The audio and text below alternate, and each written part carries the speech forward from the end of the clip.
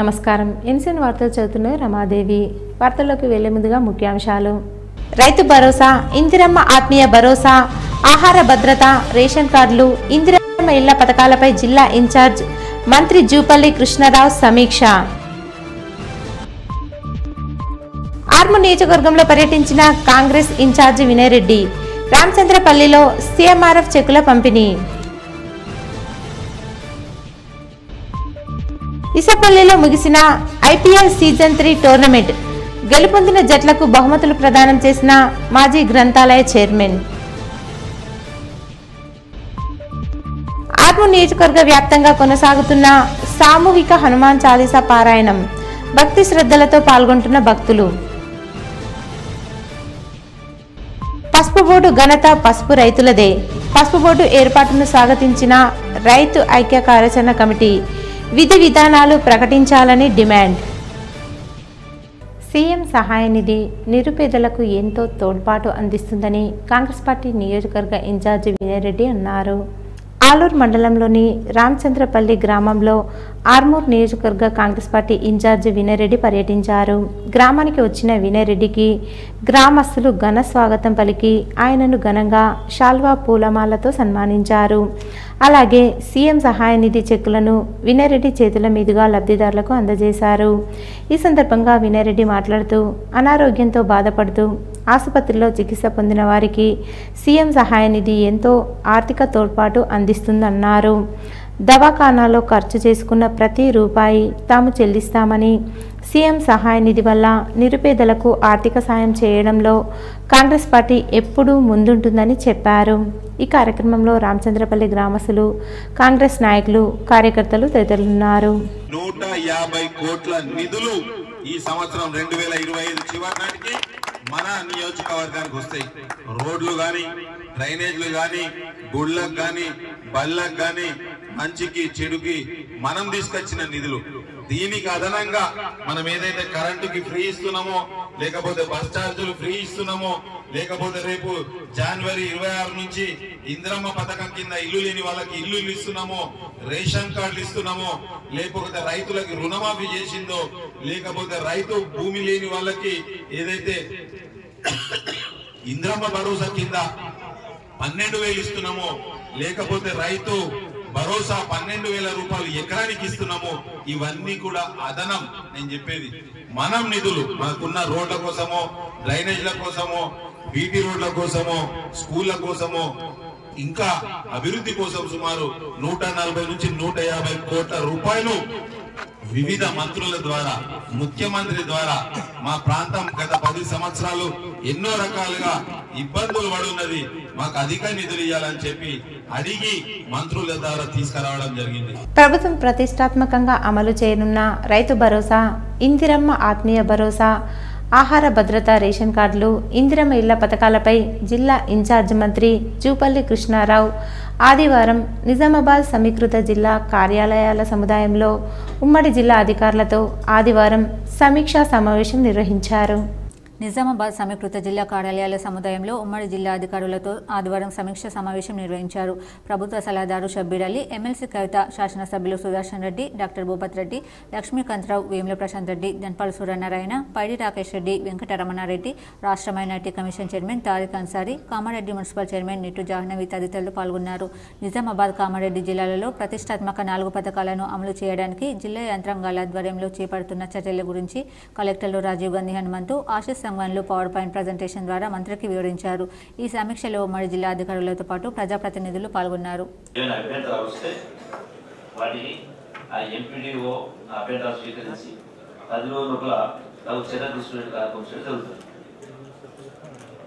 మొత్తం సపోజ్ నిజామాబాద్ జిల్లా తీసుకుంటే మొత్తం కూలీల సంఖ్య 4,37,000, జాబ్ కార్డ్స్ 2,50,000. గౌరవ సభ్యులు మాట్లాడుతూ యాక్టివ్ జాబ్ కార్డు సంఖ్య 1,70,000. 23 జిల్లాలో కేవలం 85,000 మంది ఈ యొక్క 20,000 పనిచేసే వాళ్ళు 80,000 మంది. అంటే మరి మిగతా వాళ్ళు లేదన్నప్పుడు ఈ 2,50,000 జాబ్ కార్డ్స్ లో ఇలా రైతులు కూడా అంటే భూములు ఉన్న వాళ్ళు ఉండవు. దాన్ని మనం విస్మరిస్తాము. నంబర్ వ్యత్యాసం ఉంది కదా. ఇంతకుముందు చనిపోయినాడు.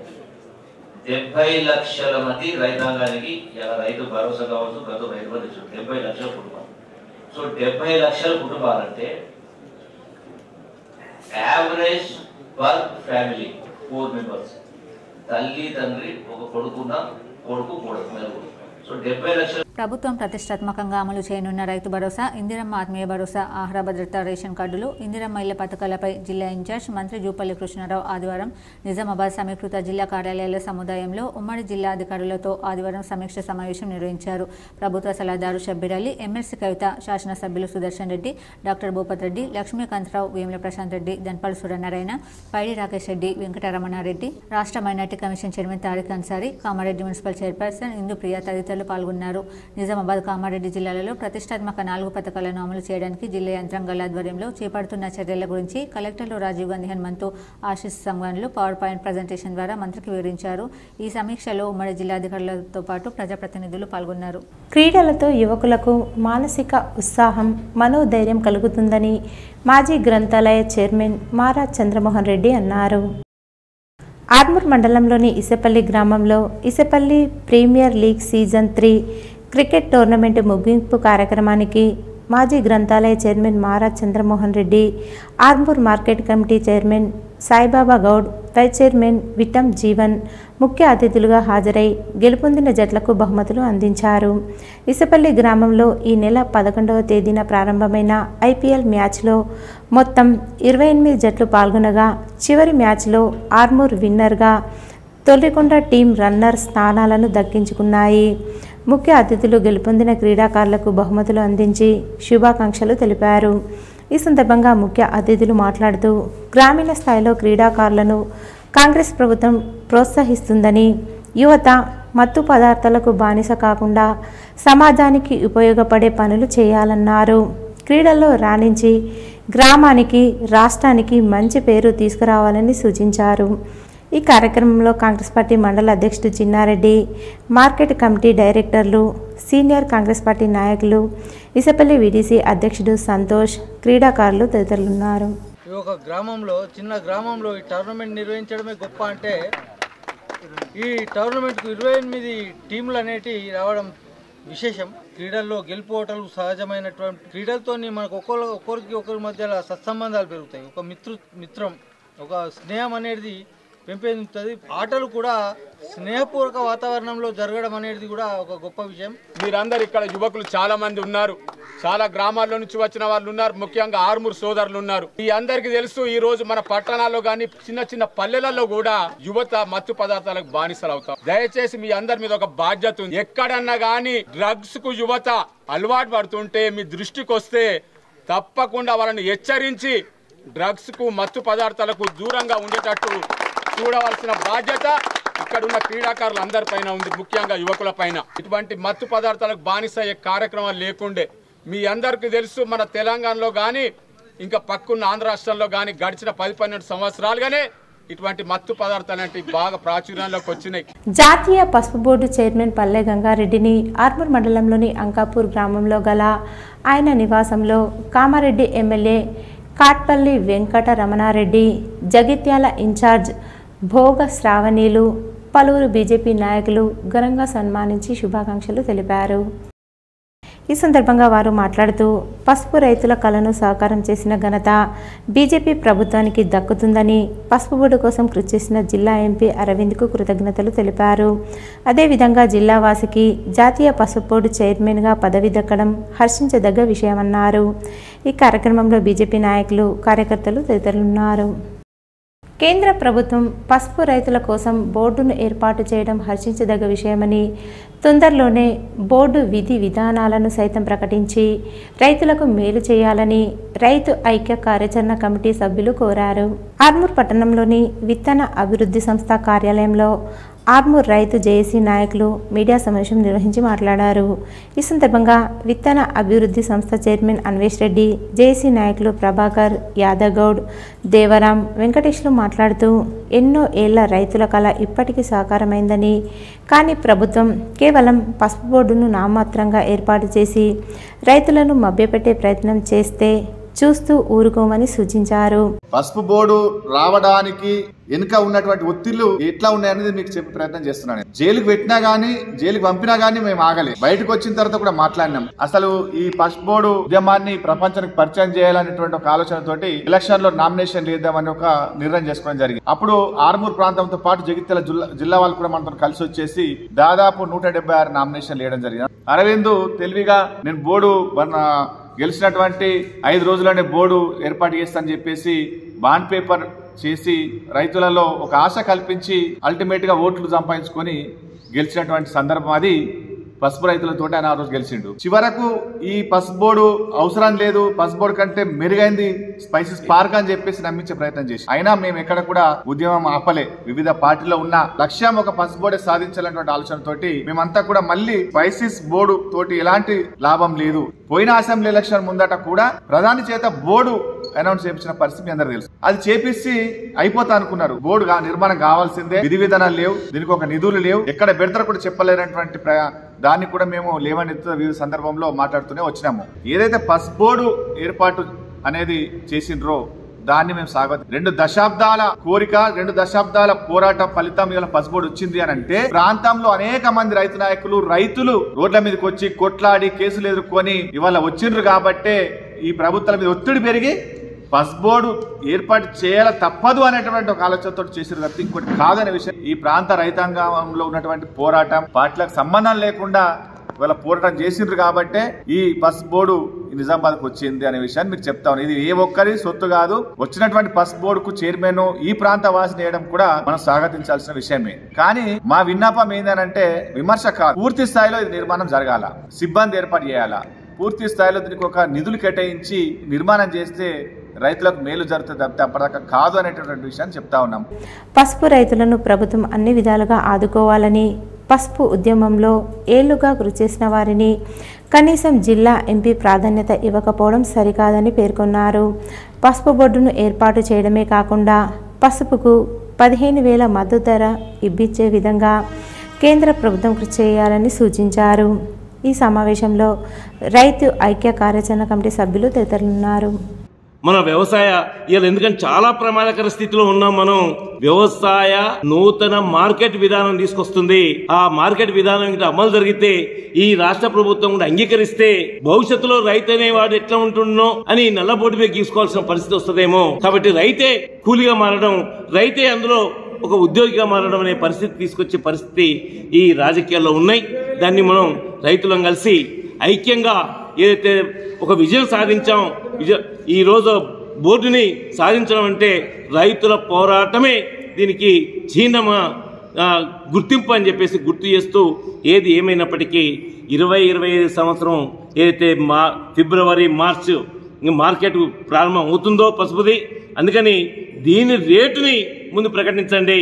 అట్లాగే ఈ ప్రాంతానికి చెందిన మనం చైర్మన్ పల్లెగంగారెడ్డిని నియమించడం కూడా రైతాంగం తరఫున కానీ మేము కూడా హర్షిస్తా ఉన్నాం, అభినందిస్తా ఉన్నాం. కానీ మీరు కూడా అందరిని కలుపుకపోయే విధంగా పసుపు రైతులను ఏ విధంగా లాభదాయకంగా తీసుకురావాలి, ఏ విధంగా వాళ్ళకి లాభం చేకూర్చి పెట్టాలనే బాధ్యత ఈ చైర్మన్ పైన కూడా ఉందని చెప్పేసి భావిస్తా ఉన్నాం. ఈ పసుపు బోర్డు రావడానికి ఏ ప్రభుత్వం ఉన్నా ఇక్కడ 5 ఏళ్ళు ఉంటుంది, ఇక్కడ వాళ్ళు అక్కడ పోతున్నారు, అక్కడ వాళ్ళు ఇక్కడ మారుతున్నారు తప్ప సమస్య అనేది అందరికీ ఒకటే అని చెప్పి దాన్ని మీరు ఇప్పటికైనా గ్రహించి ఏదైతే ఐక్య కార్యాచరణ కమిటీ తరఫున పోరాడిన వాళ్ళు ఉన్నారో సలహాలు తీసుకోవాలని చెప్పేసి నేను ఇప్పుడు ఉన్నటువంటి కమిటీకి కానీ ఎంపీకి కానీ ఈ ప్రభుత్వం కానీ నేను విన్నవిస్తున్నాను. ఇదే నా ఒక కోరిక. ఎంఎస్పి లిస్టులో కూడా మీరు ఈ పసుపును చేర్చాలని, చేర్చి 15,000 ఇస్తారా 12,000 ఇస్తారా అది మీ బోర్డు ద్వారా చర్చించి రైతుల అభిప్రాయాలు తీసుకొని దానికి ఒక మద్దతు ధర అనేది ఎంఎస్పి లిస్టులో చేర్చి ఒక ధర నిర్ణయించాలని కూడా మేము ఈ సందర్భంగా ఎంపీ గారికి, పీయూష్ గోయల్ గారికి, కేంద్ర ప్రధాని గారికి చేస్తున్నాం. పసుపు పరిశోధన కేంద్రాలు ఏర్పాటు చేసి పసుపు శుద్ధి కర్మాగారం కూడా ఏర్పాటు చేస్తామని చెప్పి గతంలో హామీ ఇచ్చారు. దానికోసం నిధులు కూడా కేటాయించినామని చెప్పారు. ఆ నిధులు లేవు, పసుపు శుద్ధి కర్మాగారం లేదు. ఇప్పటికైనా పసుపు బోర్డు వచ్చింది కాబట్టి పసుపును ఉడకబెట్టే యంత్రాలు, ఆవిరి యంత్రాలు కాకుండా విద్యుత్తో ఉడకబెట్టే యంత్రాలను తీసుకొచ్చి, అదేవిధంగా ఆరబెట్టడానికి విద్యుత్తు యంత్రాలనే తీసుకొచ్చి పసుపు ఖరాబు కాకుండా ఈ వేరే దేశాల్లో మంచి డిమాండ్ ఉండే విధంగా పసుపు బోర్డు దానికి రక్షణ కల్పించే విధంగా చర్యలు తీసుకోవాలని ఆర్మూర్ పట్టణంలోని శ్రీ భాషిత పాఠశాల విద్యార్థులకు సేంద్రియ వ్యవసాయ కార్యక్రమంలో భాగంగా పంట పొలాలను సందర్శించారు. పట్టణంలోని పెద్దొల్ల గంగారెడ్డి ఆర్గానిక్ ఫార్మింగ్ను సందర్శించి చెరుకు పంట పండించే విధానం, బెల్లం తయారీ వివరాలు అడిగి తెలుసుకున్నారు. ఈ సందర్భంగా పాఠశాల కరస్పాండెంట్ పోలపల్లి సుందర్ మాట్లాడుతూ విద్యార్థులకు చదువులో భాగంగా సేంద్రియ వ్యవసాయ క్షేత్రాన్ని సందర్శనకు తీసుకెళ్లడం జరిగిందన్నారు. విద్యార్థులు చెరుకు పంటను పరిశీలించి సేంద్రియ వ్యవసాయంపై విషయాలు అడిగి తెలుసుకున్నారని, రసాయనాలు కలిగిన ఆహారం తినడం వల్ల రోగాల బారిన పడడం జరుగుతుందని తెలిపారు. ఇంటికి అవసరమైన బెల్లాన్ని తామే తయారు చేసుకోవచ్చని, విద్యార్థులు సేంద్రియ వ్యవసాయంపై అవగాహన కలిగి ఉండే విధంగా సందర్శనకు తీసుకెళ్లడం జరిగిందన్నారు. ఈ కార్యక్రమంలో ప్రిన్సిపాల్, ఉపాధ్యాయులు, విద్యార్థులు తదితరులున్నారు. ఆర్మూర్ పట్టణంలోని జర్నలిస్టు కాలనీలో గల హనుమాన్ ఆలయంలో సామూహిక హనుమాన్ చాలీసా కార్యక్రమాన్ని 83వ వారం నిర్వహించారు. ఈ సందర్భంగా ఆలయ కమిటీ అధ్యక్షుడు శివరాజ్ మాట్లాడుతూ ప్రతి శనివారం జర్నలిస్టు కాలనీ హనుమాన్ ఆలయంలో సామూహిక హనుమాన్ చాలీసా కార్యక్రమాన్ని నిర్వహించడం జరుగుతుందని, కాలనీ వాసులు, మహిళలు పెద్ద సంఖ్యలో పాల్గొని సామూహిక హనుమాన్ చాలీసా పారాయణం చేస్తామని పేర్కొన్నారు. ఆలయ కమిటీ ఆధ్వర్యంలో రానున్న కాలంలో మరిన్ని కార్యక్రమాలు నిర్వహిస్తామన్నారు. ఈ కార్యక్రమంలో ఆలయ కమిటీ సభ్యులు శంకర్, భూమయ్య, సాయన్న, సత్యనారాయణ గౌడ్, అరుణ్, జీవన్ తదితరులు ఉన్నారు.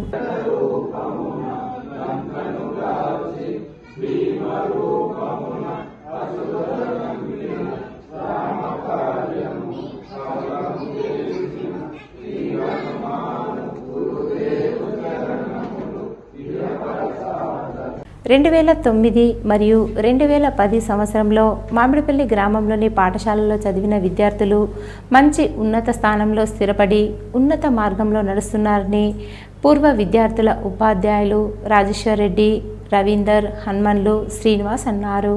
ఆర్మూర్ పట్టణంలోని మామిడిపల్లి గ్రామంలో గల జిల్లా పరిషత్ ఉన్నత పాఠశాల 2009-10 పూర్వ విద్యార్థుల ఆత్మీయ సమ్మేళన కార్యక్రమం నిర్వహించారు. ఈ కార్యక్రమంలో నాడు విద్యా బుద్ధులు బోధించిన ఉపాధ్యాయులు రాజేశ్వర్ రెడ్డి, శ్రీనివాస్, హనుమన్లు, రవీందర్, రాజేశ్వర్, చంద్రశేఖర్, నంద, శైలజ, పద్మ, శ్యామల ఉపాధ్యాయులు మరియు 80 మంది విద్యార్థులు పాల్గొన్నారు. అనంతరం నాటి పూర్వ జ్ఞాపకాలు నెమరవేసుకొని ఒకరినొకరు ఆప్యాయంగా పలకరించుకుంటూ సంతోషంగా గడిపారు. అనంతరం ఉపాధ్యాయుల వద్ద ఆశీర్వాదం తీసుకుని వారిని ఘనంగా శాల్వా పూలమాలలతో సన్మానించారు. ఈ సందర్భంగా విద్యార్థులు మాట్లాడుతూ 15 సంవత్సరాల తర్వాత ఒకే దగ్గర తిరిగి కలవడం ఎంతో సంతోషంగా ఉందని, అలాగే ఎవరెవరు ఎక్కడెక్కడ స్థిరపడ్డారు అన్న విషయాలను మాట్లాడుకుని సంతోషంగా గడపామన్నారు. అనంతరం ఉపాధ్యాయులు మాట్లాడుతూ ప్రతి విద్యార్థి ప్రస్తుతం మంచి స్థానంలో స్థిరపడి ఉంటారని, అలాగే మంచి మార్గంలో ముందుకు సాగాలని వారికి సూచించారు. ఈ కార్యక్రమంలో ఉపాధ్యాయులు, పూర్వ విద్యార్థులు తదితరులున్నారు. 15 సంవత్సరాల క్రితం ఉన్నటువంటి చదువుకున్నటువంటి విద్యార్థులు ఈరోజు మామిడిపల్లి జడ్పీహెచ్ఎస్ విద్యార్థులు అందరూ కలిసి ఉపాధ్యాయులు సన్మానించాల ఉద్దేశంతో ఆత్మీయ సమ్మేళన కార్యక్రమం ఏర్పాటు చేయడం జరిగింది. వారికి ఉపాధ్యాయ తరఫున ప్రత్యేకమైనటువంటి ఆశీస్సులు తెలియజేస్తున్నాం. భవిష్యత్తులో వారందరూ కూడా ఉన్నత స్థానానికి ఎదగాలని, ఎప్పుడు కూడా వృద్ధుల తల్లిదండ్రులను మంచిగా గౌరవించుకోవాలనే భావనతో వారికి కోరుకుంటూ ఆర్మూర్ పట్టణంలోని హౌసింగ్ బోర్డు కాలనీలో గల శ్రీ భక్తాంజనేయ స్వామి ఆలయంలో శనివారం సామూహిక హనుమాన్ చాలీసా పారాయణ కార్యక్రమాన్ని నిర్వహించారు. ఈ సందర్భంగా కాలనీ అభివృద్ధి కమిటీ సభ్యులు మాట్లాడుతూ దేశ ప్రధాని సెప్టెంబర్ 10, 2023 నుండి ప్రతి ఆలయంలో సామూహిక హనుమాన్ చాలీసా పారాయణం చేయాలని పిలుపునివ్వడంతో తమ కాలనీలో గల హనుమాన్ ఆలయంలో 69 వారాలుగా ప్రతి శనివారం సామూహిక హనుమాన్ చాలీసా కార్యక్రమాన్ని నిర్వహిస్తున్నామని తెలిపారు. ప్రతి కాలనీలో గల హనుమాన్ ఆలయాల్లో కాలనీ వాసులు సామూహిక హనుమాన్ చాలీసా పారాయణం చేయాలని కోరారు. ఈ కార్యక్రమంలో కాలనీ అభివృద్ధి కమిటీ సభ్యులు, ఆలయ కమిటీ సభ్యులు, కాలనీవాసులు తదితరులున్నారు. గౌరవనీయులు నరేంద్ర మోడీ గారి సూచన మేరకు దేశవ్యాప్తంగా హనుమాన్ చాలీసా పారాయణము ప్రజలందరూ చేయాలనే కోరిక మేరకు ఆర్మూర్ హౌసింగ్ బోర్డ్ కాలనీ నందు హనుమాన్ దేవాలయం నందు సెప్టెంబర్ 10, 2023 నుంచి హనుమాన్ చాలీసా పారాయణం చేయడం జరుగుతూ ఉంది. మరి ఇప్పటికీ దాదాపు 69 వారాలు పూర్తి చేసుకున్న విజయవంతంగా. మొదట్లో కొంచెం స్లోగా స్టార్ట్ అయినప్పటికీ, ప్రజల్లో కదలిక లేనప్పటికీ చాలామంది ఈరోజు దాదాపు 50 మంది మహిళలు 50 మంది పురుషులతో ప్రతి శనివారం ఉదయము మళ్ళీ సాయంత్రం కూడా హనుమాన్ చాలీసా పారాయణం విజయవంతంగా నిర్వహిస్తూ ఉన్నాం. మమ్మల్ని ఆదర్శంగా తీసుకొని ఆర్మూర్లో పలు హనుమాన్ ఆలయాలలో కూడా మరి హనుమాన్ చాలీసా పారాయణం ప్రారంభించడం జరిగింది. వారికి సూచనలకు అంటే ప్రాక్టీస్ కొరకు కూడా మేము వెళ్ళి ఎందరికో హనుమాన్ చాలీసా పారాయణం ఎలా ఉండాలనేది వాళ్ళకు నేర్పించడం కూడా జరిగింది. యాక్సిడెంట్లో గాయపడి తలకు తీవ్ర గాయాలతో వెంటిలేటర్పై నిమ్స్లో చికిత్స పొందుతున్న పేషెంట్కు 2 లక్షల ఎల్ఓసిని మాజీ మంత్రి ఎమ్మెల్యే వేముల ప్రశాంత్ రెడ్డి అందజేశారు. బాల్కొండ మండలం కిసాన్ నగర్ గ్రామానికి చెందిన నిజాముద్దీన్ ఇటీవల ప్రమాదవశాత్తు యాక్సిడెంట్కు గురై తలకు తీవ్ర గాయాలతో నిమ్స్లో చేరి వెంటిలేటర్పై చికిత్స పొందుతున్నాడు.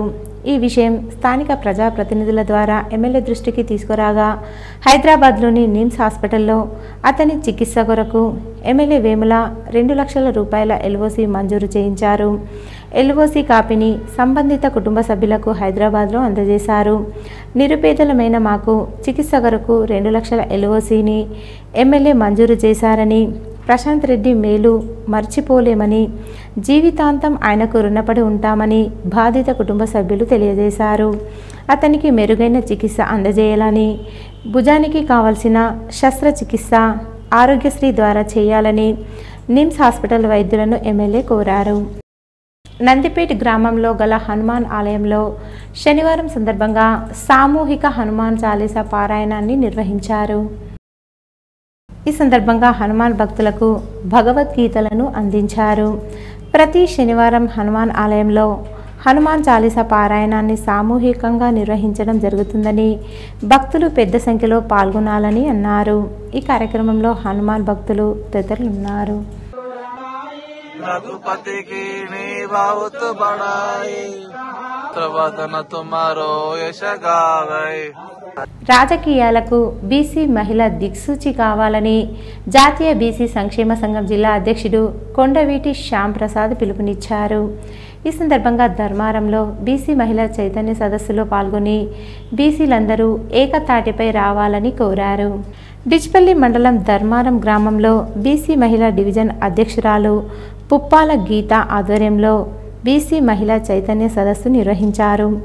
ఈ కార్యక్రమానికి ముఖ్య అతిథిగా హాజరయ్యారు. ఈ సందర్భంగా ఆయన మాట్లాడుతూ బీసీ మహిళ వంటింటికే పరిమితం కాకుండా రాజకీయాల్లో సైతం రాణించాలని ఆయన పిలుపునిచ్చారు. నేడు మహిళలు పైలట్గా విమానం నడుపుతుండగా సహకారం లేకపోవడంతో మహిళలు కింది స్థాయిలోనే ఉంటున్నారని, అందుకే బీసీ సంక్షేమ సంఘం మహిళా అభివృద్ధికి బాసటగా నిలుస్తుందన్నారు.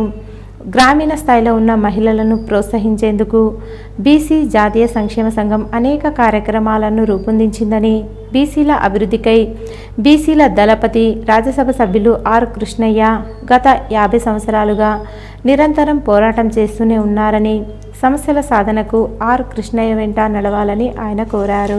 ఒక కొవ్వొత్తిల కరుగుతూ బీసీల సమస్యలపై అనునిత్యం పోరాడుతూనే ఉన్నారు. వారెన్నో జీవోలు ఈ రోజు గురుకులాల ఏర్పాటు గాని హాస్టళ్ల ఏర్పాటు గాని తన చలువనే కేవలం ఒక ఉద్యమం పరంగానే కాకుండా విద్యార్థులకు ఏ కష్టం వచ్చినా నేనున్నా అంటూ ముందు వరుసలో నిలుస్తూ వాళ్ళకు కార్యక్రమాలు చేస్తూ వాళ్ళని ఈ రోజు ఇక్కడికి తీసుకొస్తున్నాడు. ఇది కేవలం కొందరు ప్రభాగండ చేస్తా ఉన్నారు. ఇది బీసీల ఉద్యమం అంటే అందరికీ కూడా మనం పనిచేస్తా ఉన్నాం. పేద తల్లికి పిడికెట్ బియ్యం కార్యక్రమం ద్వారా ఇతరులకు కూడా మనం చైతన్యనిచ్చినాం. ఎందుకంటే పిడికెట్ బియ్యం అనే కార్యక్రమం ద్వారా చిన్నరి చెల్లికి పెళ్లికి మనం రైస్ అందించడం జరిగింది. ఒక పేద తల్లికి ఆరోగ్యం పరిస్థితి ఉంటే కూడా మనం డబ్బులు ఇవ్వడం జరిగింది. ఇలా అనేక కార్యక్రమాలు చేస్తా ఉన్నాం.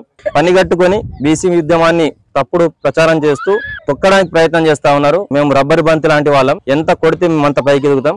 దాన్ని గుర్తుంచుకోవాలా. రానున్న రోజులలో బీసీలది రాజ్యాధికారం, ఆ రాజ్యాధికార దిశ కోసమే మేము పనిచేస్తా ఉన్నాం. ఈ రోజు వార్తల్లోని ముఖ్యాంశాలు మరోసారి. రైతు భరోసా, ఇందిరమ్మ ఆత్మీయ భరోసా, ఆహార భద్రత, రేషన్ కార్డులు, ఇందిరమ్మ ఇళ్ల పథకాలపై జిల్లా ఇన్ఛార్జ్ మంత్రి జూపల్లి కృష్ణారావు సమీక్ష. ఆర్మూర్ నియోజకవర్గంలో పర్యటించిన కాంగ్రెస్ ఇన్ఛార్జి వినయ్ రెడ్డి రామచంద్రపల్లిలో సిఎంఆర్ఎఫ్ చెక్కుల పంపిణీ. ఇసపల్లిలో ముగిసిన ఐపీఎల్ సీజన్ 3 టోర్నమెంట్ గెలుపొందిన జట్లకు బహుమతులు ప్రదానం చేసిన మాజీ గ్రంథాలయ చైర్మన్. ఆర్మూర్ నియోజకవర్గ వ్యాప్తంగా కొనసాగుతున్న సామూహిక హనుమాన్ చాలీసా పారాయణం భక్తి శ్రద్ధలతో పాల్గొంటున్న భక్తులు. పసుపు బోర్డు ఘనత పసుపు రైతులదే. పసుపు బోర్డు ఏర్పాటును స్వాగతించిన రైతు ఐక్య కార్యాచరణ కమిటీ విధి విధానాలు ప్రకటించాలని డిమాండ్. ఇవి ఈరోజు బులెటిన్లోని విశేషాలు. తిరిగి వచ్చే బులెటిన్లో కలుసుకుందాం. అంతవరకు సెలవు. నమస్కారం.